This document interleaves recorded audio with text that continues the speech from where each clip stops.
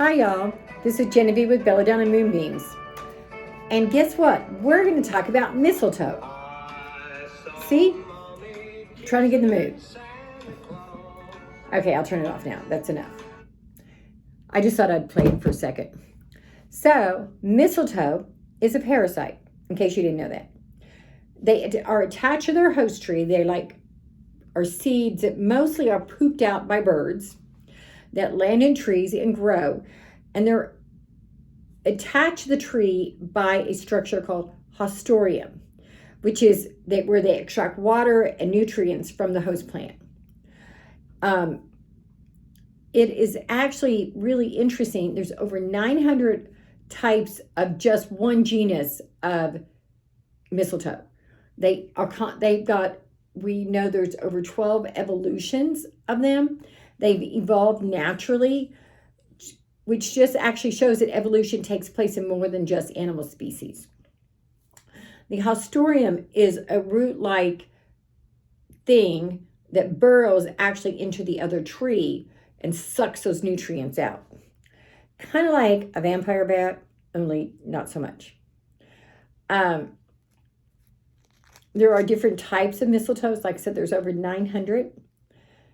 And they grow on willow trees, apple trees, and oak trees predominantly.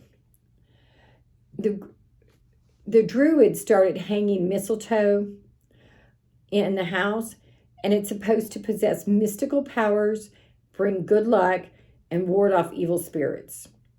In modern day England, for a while, it became a way to ward off witches, but we know better than that. Mistletoe is mostly toxic, but it's not usually fatal, with some exceptions. I'll get to those in a little bit. Just keep that in mind, that mostly if you just eat a little bit of mistletoe, you're not going to die.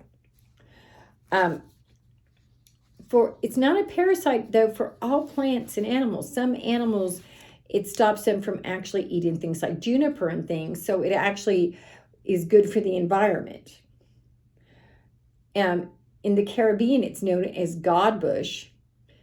In Nepal, it's used for a variety of medicinal purposes, including treating broken bones. That one's kind of weird.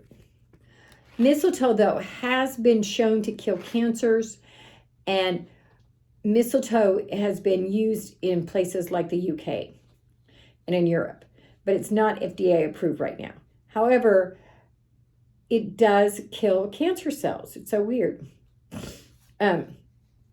The etymology of the word mistletoe comes from mistalton, where mistle comes from the Anglo-Saxon word for dung, and tan means tree. Basically, mistletoe means dung on a twig. Is that like shit on a shingle?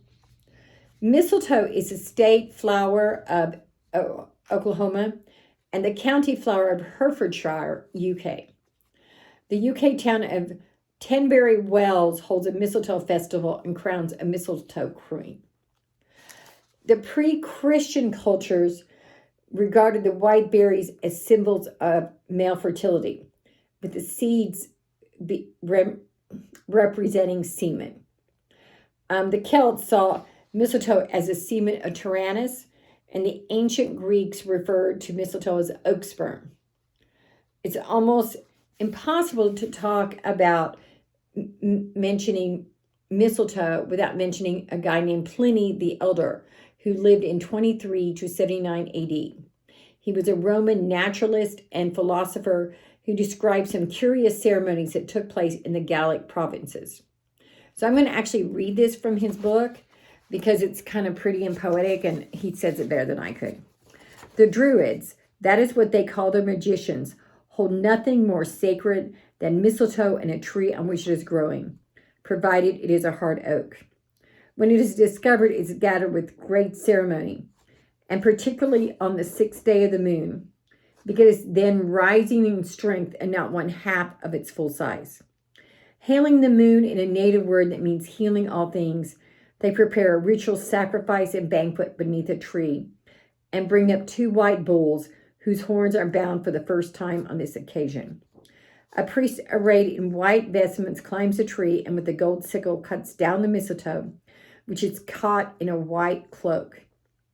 They finally Then finally, they killed the victims, praying to God to render his gift propitious to those on whom he has bestowed it. They believe that mistletoe given in drink will impart fertility to any animal that is barren, and then it is an antidote for all poisons. The Romans were actually afraid of the Druids, and in Britain, they didn't rest until they had wiped them out. The Druid groves, as we know, have long gone, but mistletoe's magical aura is still around. In the Middle Ages, it was thought that mistletoe would cure all kinds of ailments, including epilepsy and tumors. A woman who would want to become fertile would tie a sprig of mistletoe around her wrist or to her waist. When it grew on a fruit tree, the plant was thought to protect the crop and keep witches at bay.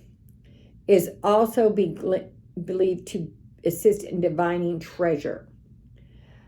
In ancient Greek mythology, mistletoe was used by the hero Aeneas to reach the underworld.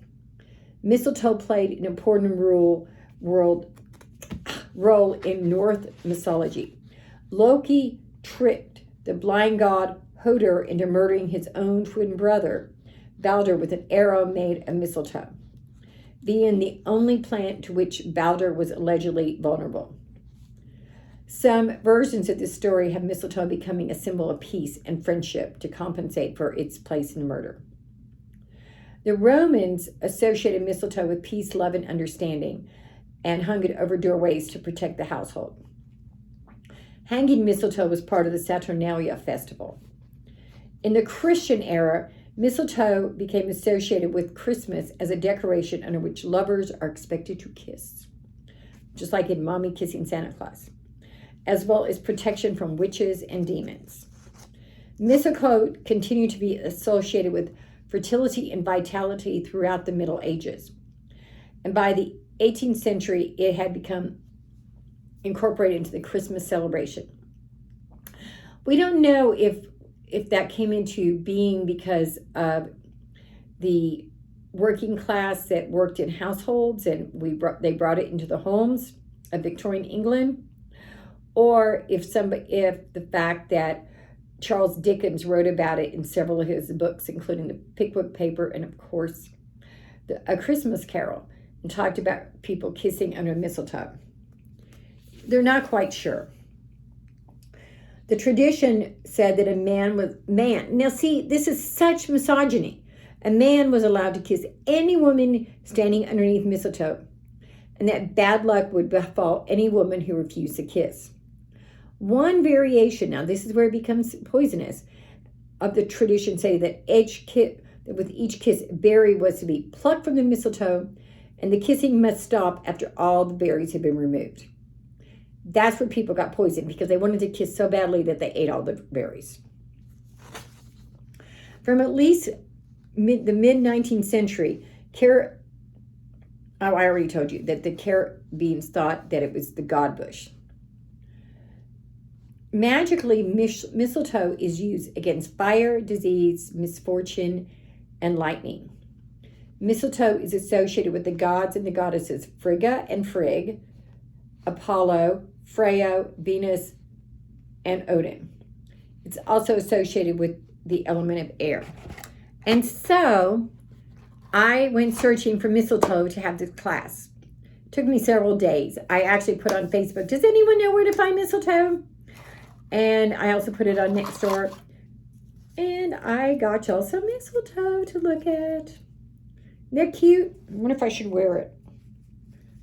Mine doesn't have any berries, so we're not going to eat it or pluck it. It took me a while to find it. I was kind of surprised at how hard it was. So, y'all, if you want to do a private reading, 405-512-9400, go ahead and send me your questions for January 5th, where I will be answering your yes and no questions on this YouTube channel. And go ahead and subscribe to my YouTube channel. That way you'll never miss a video or a story of mistletoe again. Bye.